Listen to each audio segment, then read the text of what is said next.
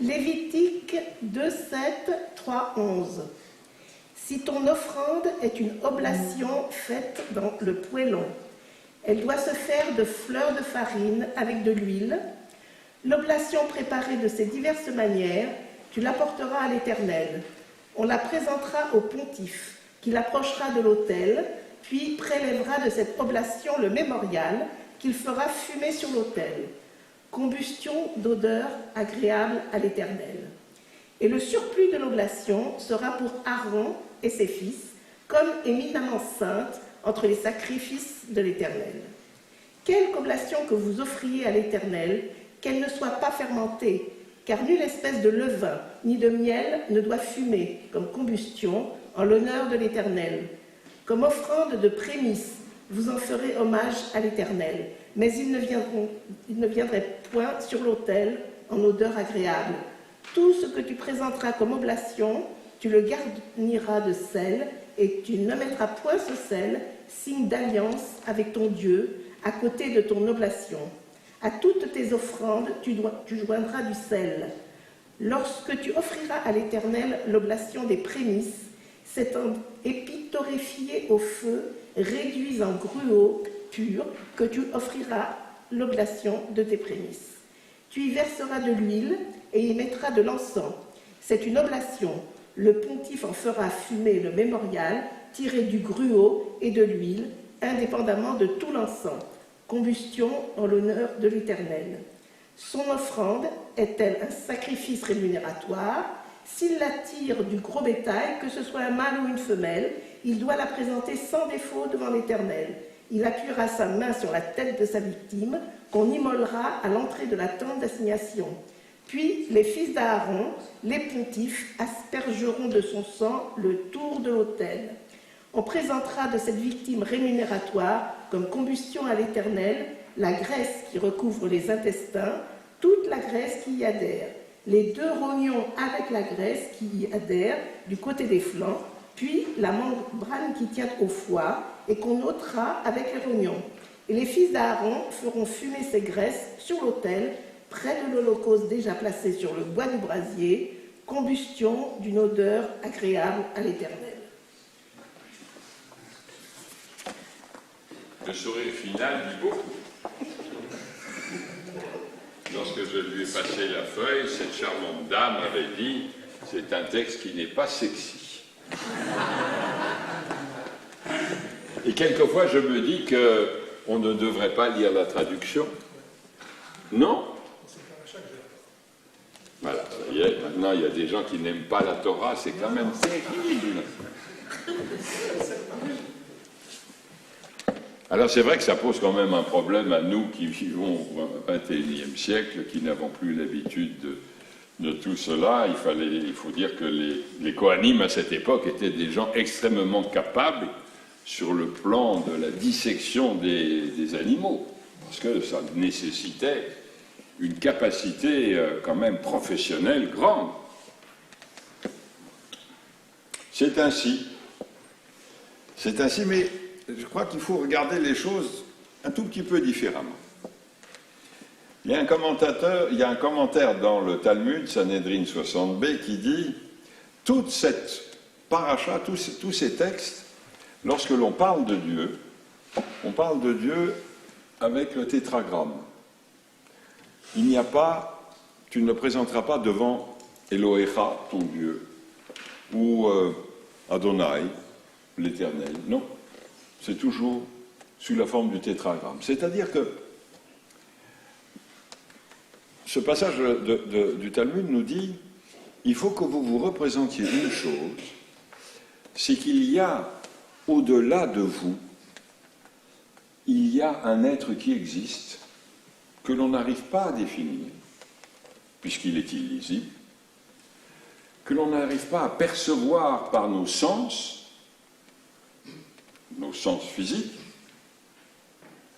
mais qu'il y a autre chose que ce que vous savez et autre chose que ce que vous vivez. Il y a une autre dimension à l'existence. Et cette autre dimension, au-delà de votre existence même, eh bien, il y a éventuellement des possibilités de, non pas de la connaître, non pas de la toucher par son esprit, bien entendu, mais simplement d'en prendre conscience. Et tous ces gestes qui étaient accomplis par nos ancêtres, et demain, matin, si vous venez vers 9h, on va lire des textes, un Midrash, Maïmonide, Judas Halevi, Samson Raphaël Hirsch, pour essayer de comprendre pourquoi il y a ces textes sur les sacrifices. Un commentaire plutôt, Lévitique Rabbah, dit regardez les animaux qui sont offerts. Les animaux qui sont offerts sont tous des mammifères, plus des volatiles, de la volaille. Et le texte dit le chose suivant.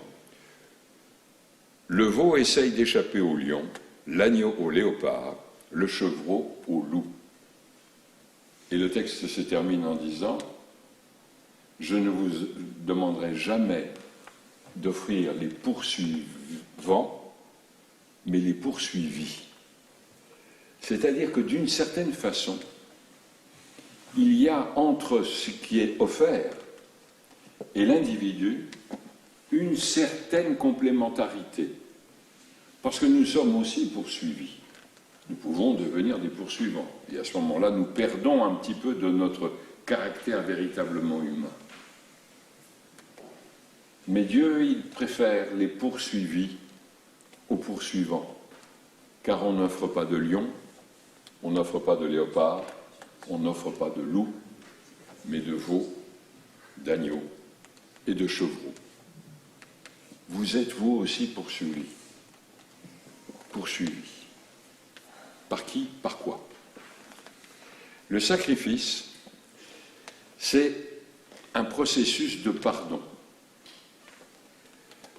Lorsque l'individu arrivait au temple de Jérusalem avec son offrande, d'abord, cette offrande devait être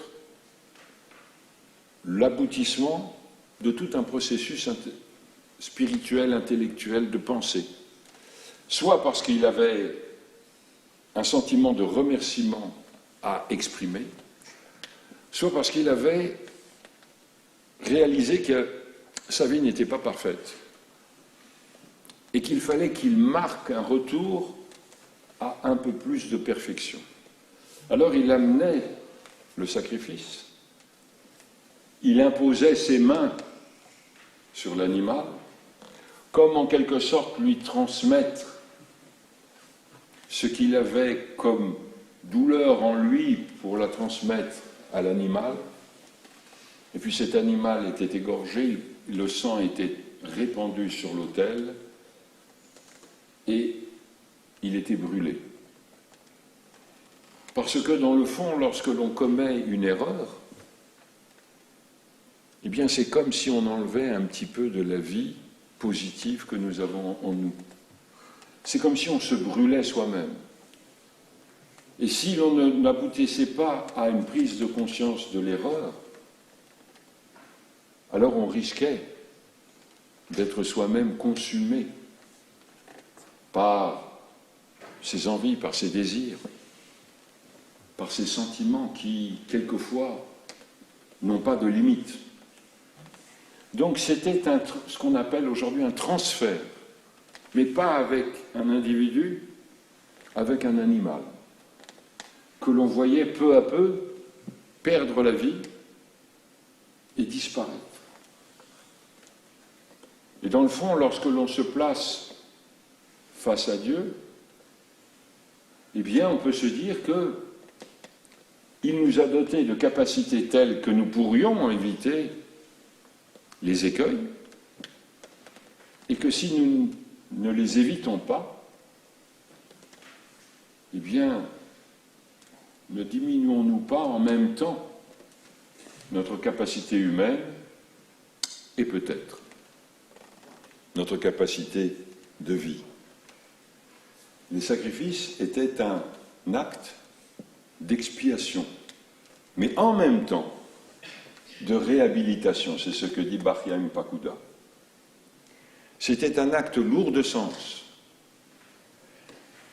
lorsque l'animal était dépecé, ce qui a été lu tout à l'heure, eh bien c'est comme nous quand on est déchiré, lorsque nous avons réalisé que quelque chose s'était passé que nous aurions pu éviter, que nous n'avons pas évité.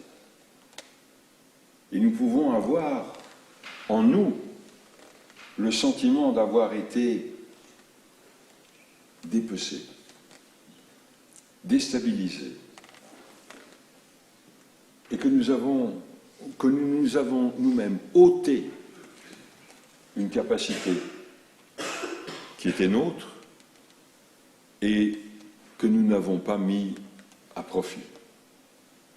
Donc le sacrifice, au-delà de cette description très chirurgicale, je dirais presque une image de boucherie, il faut se rendre compte que si cela était apporté dans cet état d'esprit, eh bien cela permettait à l'individu de se réhabiliter lui-même, de se dire, en quelque sorte, j'ai réalisé ce qui s'était passé, j'ai transféré ce qui était mal en moi dans cet animal, il s'est éloigné, il a disparu, et moi je suis resté tel que je suis, c'est-à-dire intact, tel que je devrais être. L'existence des sacrifices, pour cette époque, voulait dire que l'erreur est humaine et que le sacrifice est une mise en condition pour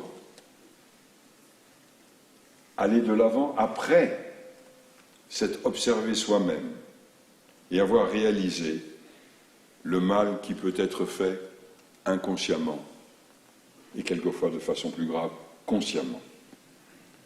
C'est en quelque sorte une remise en question de soi et en même temps un apaisement de l'âme. Que la prière remplace le sacrifice et que vos âmes soient apaisées.